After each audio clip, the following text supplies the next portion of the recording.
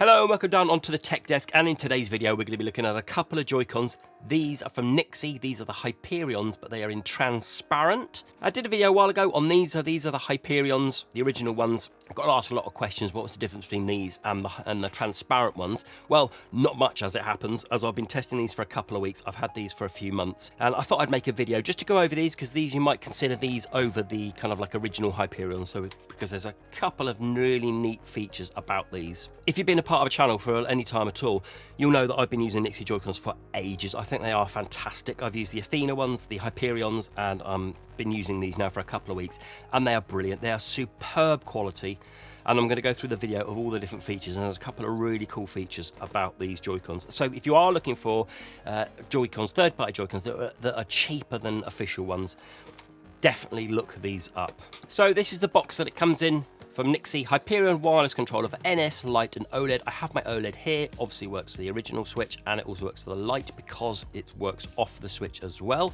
You can connect these to your PC as well via Bluetooth. I haven't been doing that at all, but I know you can, and it would be like regular JoyCons, JoyCon L and JoyCon R. And then rest of the box is just a bit of branding. Now the reason why you might go for these is because of the RGB. I just think it looks really cool, okay, rather than this one, because these are the Hyperions and it has a bit of RGB there and around the ring, and that was it. This one takes it up a level. So the first question is, how long did it take to arrive? Well, once I got it ordered and I got a tracking number, it took 10 days from receiving that tracking order to go through to get to me in the UK. Obviously it's going to be different around the world, but that's how long it took me to get to the UK. So 10 days it took to get here. And in the box, you get yourself an instruction manual in all different languages. I mean, this is one of the biggest instruction manuals I've ever seen, with all different languages and all the different features, because there's quite a few features involved with these. And then you also get your centerpiece as well. It doesn't do anything, it's just a lump of plastic that just highlights of where you're 1, 2, 3 or 4.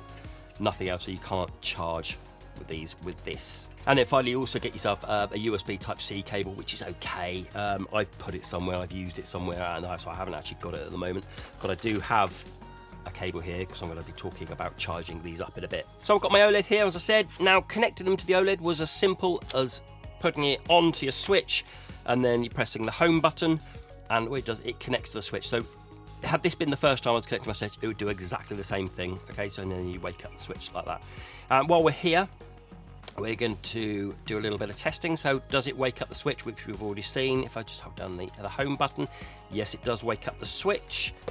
But also, let's just make sure that these are off. So these are off now. I'm going to use it as a controller. Does it wake up the Switch? Let's turn these on. Yeah, there we go. Okay, so it wakes up the Switch when it's on, or whether it's off, whether you've got it as a controller.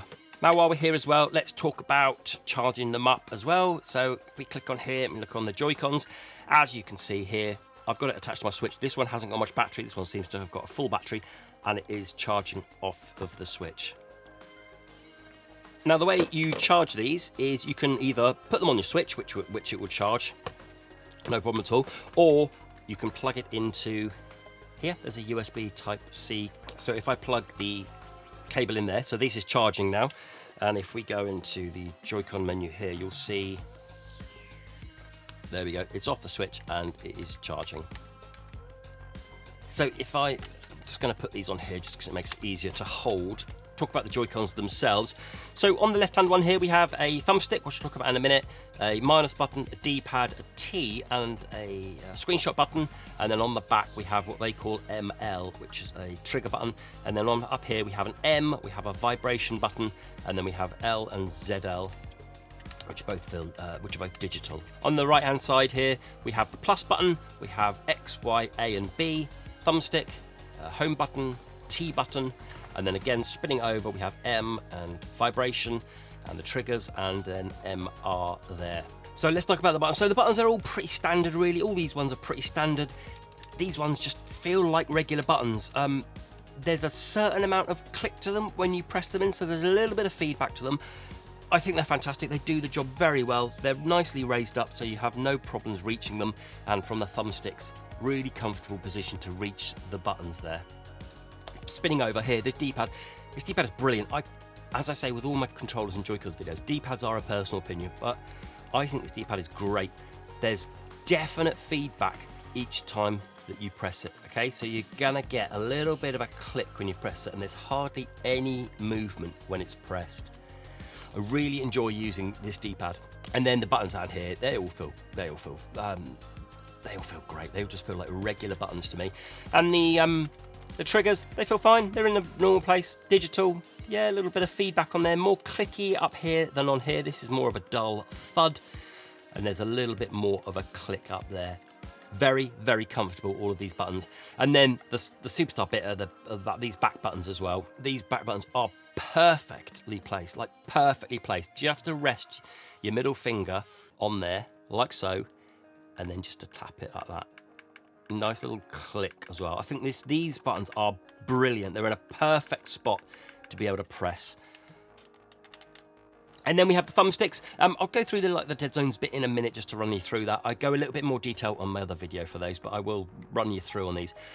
I've had no issues with these thumbsticks. I've had no issues with these. I've had no issues with the Athenas, and I think they're all generally built the same. And I've never had any issues for months and months and months. So I've got high hopes for these lasting just as long.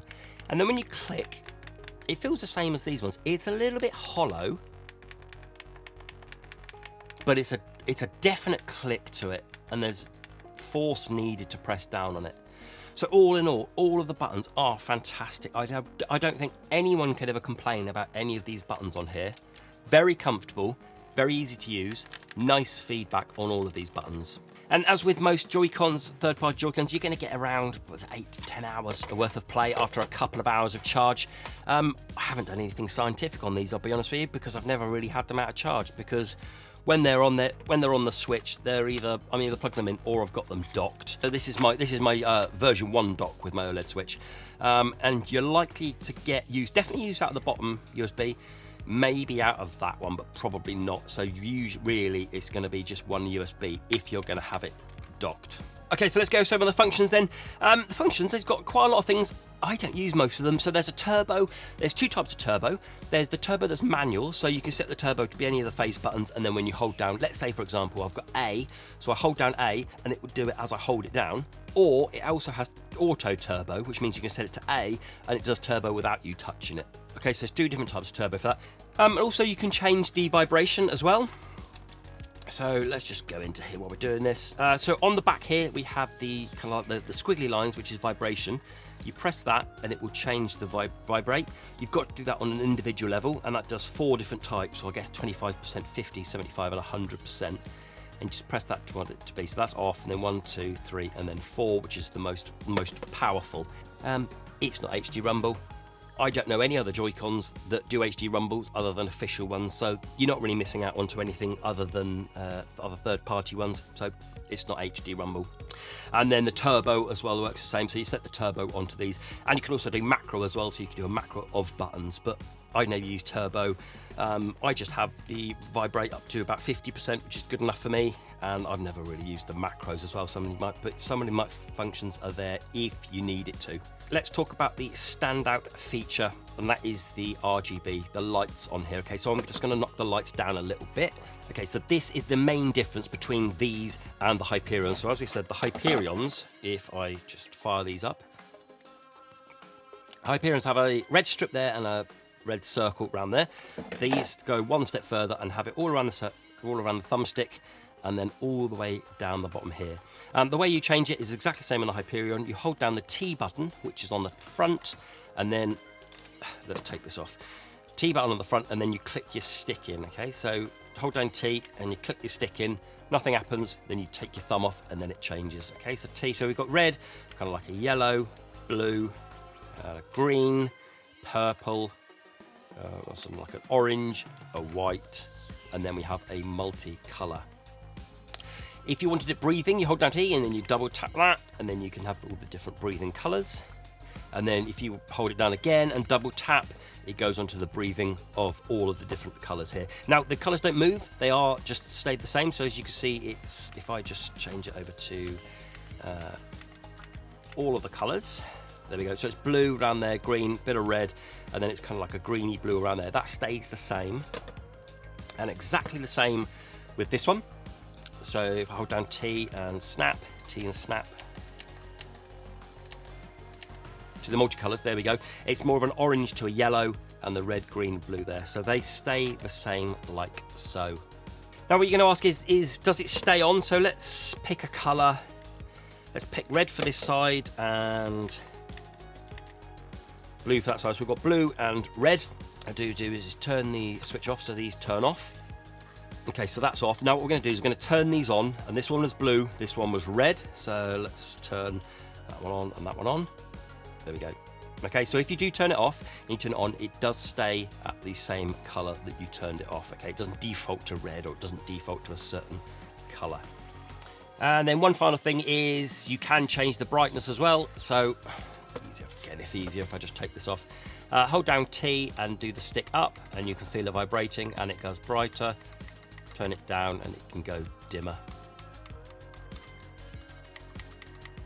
Similarly with this one, hold down the T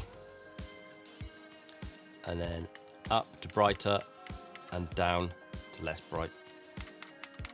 So let's have them up to the brightest. Regards battery levels, I don't think the RGBs has adversely affect my battery at all. I haven't really noticed any sort of difference in battery level, but as I said, it's usually on my dock or I've got it plugged in, so these have never even run out of charge, so you're all good with that. Okay, let's finally go into the settings and then down to controllers. Just control sticks, let's do the right one. Exactly the same with this one. I haven't experienced any drift. My Athena's nearly a year old and they haven't had any drift. These haven't had any drift, and I don't expect to drift off these. Having said that, they are more prone to drift than, say, like a Hall effect sensors, so maybe I will at some point. But if I just show you, if I go up, halfway up to the full, so that shows me at the full, and then I've probably got another millimetre or two stretch on the stick. Okay, let's pull it up to the side. There we go, we're at the edge, and then a little bit more to the edge, and then all the way down, we're at the edge, and there's a little bit down as well. There's a bit of dead zone on the outside. Now let's have a look on the outside. Does it stick?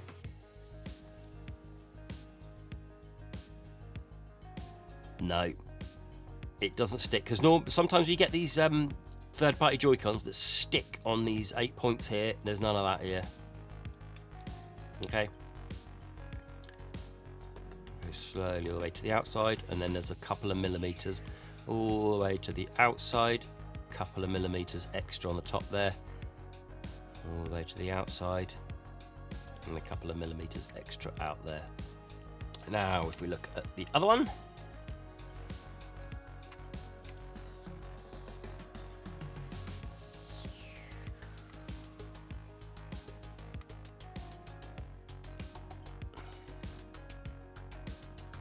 exactly the same. Okay, they feel absolutely identical. I defy anyone to not enjoy these thumbsticks. I never had a problem with them. I don't think there's any sort of issue with them. There's certainly no drift at the moment, but I've got high hopes, as I said, because of the other Joy-Cons have lasted me for so long. And then also with these Joy-Cons as well, if you look at the bottom here, it has like a flat space as well, which is really nice because it can stand up like that, because you're not going to be able to use the kickstand because the kickstand is just too small. Don't need to, because the Joy-Cons themselves can stand up. And then what about a case? Will it fit in many cases? Well, actually, I use this one. I've had this one a while now, and this is the official Hyperion case, and it is brilliant.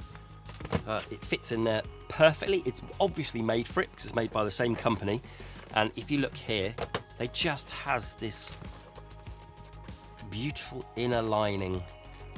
Okay, so a lovely felt, really big plush felt that keeps it nice and secure. And then you have this here just to protect the screen. So if you put this on, you have the screen, it covers the screen beautifully. There's room for 10 games on there, and this little bit of Velcro folds it on there. And then you have a zip pocket at the back there with the same material at the top, which you'd probably got enough for a cable or two in there, not much more else.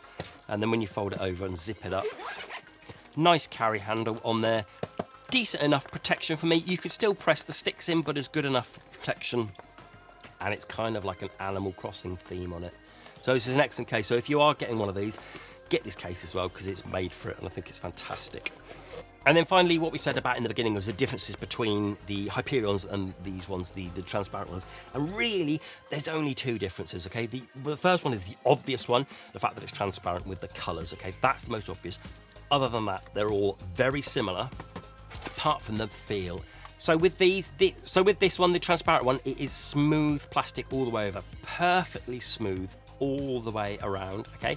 And with these ones, the Hyperion, it's more of a matte, more of a rough finish, this one, and then on the back it has all this grippy texture all the way around there for when you're gripping it. That is nice, but having said that, I don't mind that with it being smooth. And I'll be honest with you, I just think I like the look of these so much with the RGB around the side there. I just prefer these because of the RGB. But it is a personal opinion, of course. Everything else between the two is exactly the same. All the buttons feel the same, the thumbsticks feel the same, the triggers feel the same, the other buttons feel exactly the same. It is an identical copy, apart from the RGB and the texture of the casing. So there we have it, and that was my look at these, the Hyperion Joy-Cons from NYXI. The Hyperions are by far and away the best Joy-Cons I've ever used, third-party Joy-Cons. I'm not sure how they're going to improve them, apart from maybe putting Hall effect sensors in them. Other than that, they are superb, well worth the money, and for me, I just think the transparent ones just have that edge over these ones for the RGB, but it's a personal opinion.